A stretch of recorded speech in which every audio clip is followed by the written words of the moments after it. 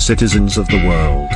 In order to fully understand, or even to simply begin to attain a limited understanding of the events that are taking place in the world today, one must dig back to the days before the assassination of John Fitzgerald Kennedy, although that may not be far enough, especially when one begins to uncover the ties between the CIA and the Bush family. We are anonymous. And to understand that relationship, one must dig even further back to the cooperation between Prescott Bush and the Nazis, and yet one may find that even that is not enough. Eventually, through continual digging going back through the pages of history, we might end up with the genocide of the indigenous people of North and South America. The Catholic Church's doctrine of discovery, which facilitated their genocide of up to 500 million indigenous people in the Americas, and even then we would just be starting to understand the big picture. What we're dealing with is something that has been going on for over 2,000 years. The ideology, the ties and the beliefs go back that long, to the very foundations of all of the religions and through all of the ages in between. I have been trying to put all of this together, and all of my research and everything I have worked on for the last almost 20 years, but it is simply too much. I will attempt to communicate to you the evidence that I have gathered and the ways that I have put all of the pieces together, leading me to the conclusions that I have come to. I cannot cover each matter on this page in as much detail as it merits at the current time, but there is enough material already on our website to verify and support every single claim that is made. All you have to do is put the pieces together, as I have, and approach things without preconceived notions of intellectual superiority or what you have been taught is in fact reality. Recently a couple of the final pieces of the puzzle came together, revealing to me without a doubt that the chief puppet masters responsible for 9/11 and everything that has happened since then are in fact the Rothschilds, the Bush clan, those above them, including the Illuminati and what are called the black nobility. The Rothschilds have been easy to connect, which should have set off louder alarms than it did at first, and I connected from files I have received. The Bushes not only from files but from the testimony and from one phrase uttered by Kathy O'Brien in her Culture testimony, and that was that everyone was afraid of George H.W. Bush, who was controlling presidents behind the scenes.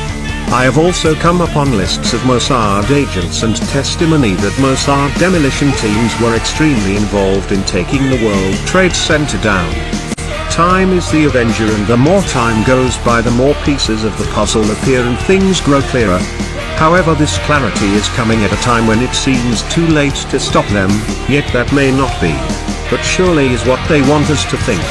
The following definition of New World Order states that it is the global totalitarianism dream that a banker called Myron Skull Rothschild helped revive in 1760s to protect his private bank from global government regulation. While this is valid, the Rothschilds did not work alone, and although they are blamed and have been taking all of the heat by truthers and some very astute researchers, the black nobility, their British Crown and the City of London, part of the Roman Empire, the 13 European royal bloodlines, and finally the Vatican and Rome, are also very involved and are in fact using the Rothschilds as a firewall, if you will.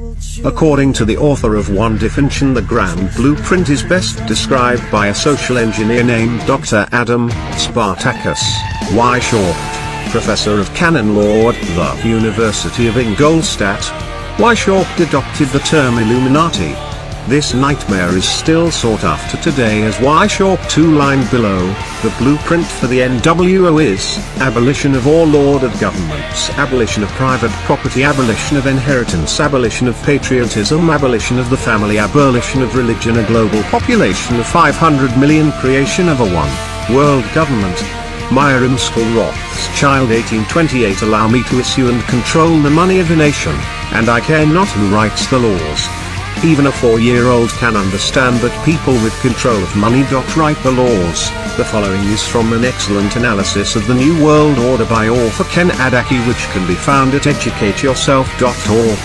The term New World Order, NWO, has been used by numerous politicians through the ages, and is a generic term used to refer to a worldwide conspiracy being orchestrated by an extremely powerful and influential group of genetically related individuals, at least at the highest echelons, which include many of the world's wealthiest people, top political leaders, and corporate elite, as well as members of the so-called black nobility of Europe, including the British Crown, whose goal is to create a one-world, fascist, government, stripped of nationalistic and regional boundaries, that is obedient to their agenda. Their intention is to effect complete and total control over every human being on the planet and to dramatically reduce the world's population by 2/3. While the name New World Order is the term most frequently used today to loosely refer to anyone involved in this conspiracy, the study of exactly who makes up this group is a complex and intricate one. In 1992, Dr. John Coleman published Conspirators' Hierarchy, the story of the Committee of 300. With laudable scholarship and meticulous research, Dr. Coleman identifies the players and carefully details the New World Order agenda of worldwide domination and control. On page 161 of the Conspirators' Hierarchy, Dr. Coleman accurately summarizes the intent and purpose of the Committee of 300 as follows: a one-world government and one-unit monetary system, under permanent non-elected hereditary oligarchists who self-select from among their numbers in the form of a feudal system as it was in the Middle Ages. In this one-world entity, population will be limited by restrictions on the number of children per family, diseases, wars, famines, until 1 billion people who are useful to the ruling class, in areas which will be strictly and clearly defined, remain as the total world population. There will be no middle class, only rulers and the servants. All laws will be uniform under a legal system of world courts practicing the same unified code of laws, backed up by a one-world government police force and a one-world unified military to enforce laws in all former countries where no national boundaries shall exist. The system will be on the basis of a welfare state. Those who are obedient and subservient to the one-world government will be rewarded with the means to live. Those who are rebellious will simply be starved to death or be declared outlaws, thus a target for anyone who wishes to kill them. Privately owned firearms or weapons of any kind will be prohibited. Why the conspiracy is unknown. Springmere's mind control theory. The sheer magnitude and complex web of deceit surrounding the individuals and organizations involved in this conspiracy is mind-boggling, even for the most astute among us. Most people react with disbelief and skepticism towards the topic, unaware that they have been conditioned, brainwashed, to react with skepticism by institutional and media influences. Author and deprogrammer Fritz Springmere, The Top 13 Illuminati Bloodlines, says that most people have built-in slides that short-circuit the mind's critical examination process when it comes to certain sensitive topics. Slides, Springmere report, is a CIA term for a conditioned type of response which dead-ends a person's thinking and terminates debate or examination of the topic at hand. For example, the mention of the word conspiracy often solicits a slight response with many people. Springmere has co-authored 3 books on trauma-based programming which detail how the Illuminati employs highly tuned and extremely sophisticated mind control, MC, training programs that begin the programming process while the intended victim is still within the womb. Mind control is a much greater problem than most people realize. According to Cisco Wheeler, a former Illuminati mind control programmer, there are 10 million people who have been programmed as mind-controlled slaves using trauma-based MC programs with names like Monarch and MK Ultra. The newer, non-trauma, electronic means of MC programming that grew out of the Montauk Project may include millions more. Al Bielek, who played a principal role in the development of the Montauk Project, said that there are like 10 million victims of Montauk-style mind control programming worldwide, the majority located in the USA. He also said that there are covered Montauk programming centers in every major city in the US. What most people believe to be public opinion is in reality carefully crafted and scripted propaganda designed to elicit a desired behavior or response from the public. Public opinion polls are really taken with the intent of gauging the public's acceptance of the New World Order's planned programs. A strong showing in the polls tells them that the programming is taking, while a poor showing tells the NWO manipulators that they have to recast or tweak the programming until the desired response is achieved. While the thrust and content of the propaganda is decided at Tavistock, implementation of the propaganda is executed in the United States by well over 200 think tanks such as the RAND Corporation and the Brookings Institute, which are overseen and directed by the top NWO mind control organization in the United States, the Stanford Research Institute, SRI, in Menlo Park, California. The NWO global conspirators manifest their agenda through the skillful manipulation of human emotions, especially fear. In the past centuries, they have repeatedly utilized a contrivance that NWO researcher and author David Icke has characterized in his latest book, The Biggest Secret, as problem, reaction, and solution. The technique is as follows. NWO strategists create the problem by funding, assembling, and training an opposition group to stimulate turmoil in an established political power, sovereign country, region, continent, etc. that they wish to impinge upon, and thus create opposing factions in a conflict that the NWO themselves maneuvered into existence. In recent decades, so-called opposition groups are usually identified in the media as freedom fighters or liberators.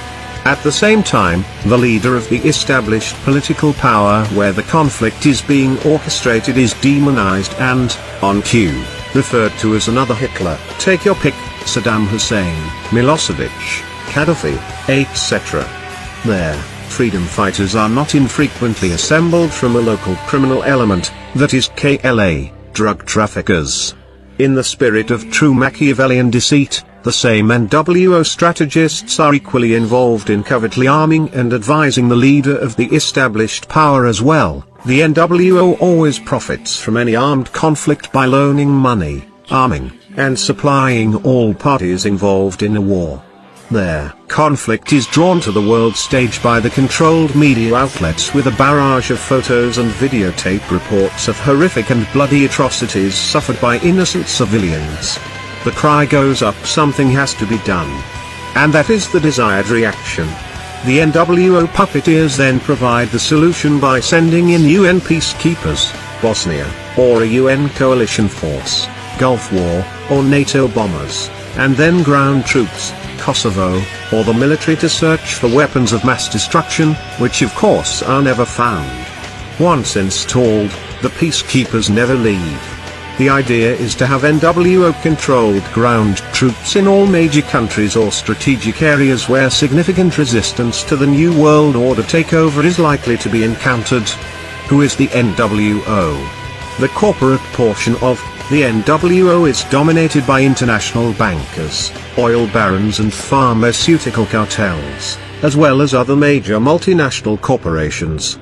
The royal family of England, namely Queen Elizabeth II and the House of Windsor, who are, in fact, descendants of the German arm of European royalty, the Saxe-Coburg-Gotha family, changed the name to Windsor in 1914, are high-level players in the oligarchy, which controls the upper strata of the NWO.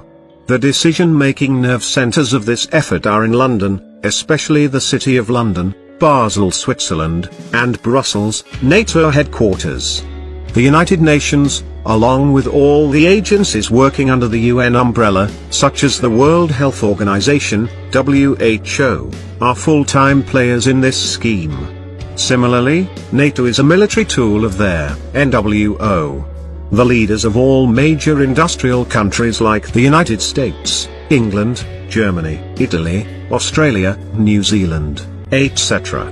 Members of the G7/G8 are active and fully cooperative participants in this conspiracy. In this century, The degree of control exerted by the NWO has advanced to the point that only certain hand-picked individuals, who are groomed and selected, are even eligible to become the Prime Minister or President of countries like England, Germany, or the United States. It didn't matter whether Bill Clinton or Bob Dole won the presidency in 1996, the results would have been the same. Both men are playing on the same team for the same ball club. Anyone who isn't a team player is taken out, that is President Kennedy, Ali Bhutto, Pakistan, and Aldo Moro, Italy. Admiral Borde and William Colby were also killed because they were either unwilling to go along with the conspiracy to destroy America, weren't cooperating in some capacity, or were attempting to expose/thwart the takeover agenda. This is the same for Hugo Chavez and the ongoing demonization or President Vladimir Putin. We will continue to expose the New World Order and their attack on the only man standing up to them, no matter how many judge him, because all these tactics we have now just explained in detail.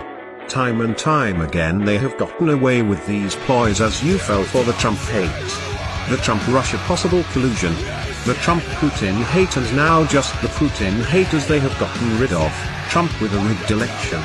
Sad you support your own enslavement. We will not. We are a legion, we are free. Expect the awakened to continue. Expect the collective.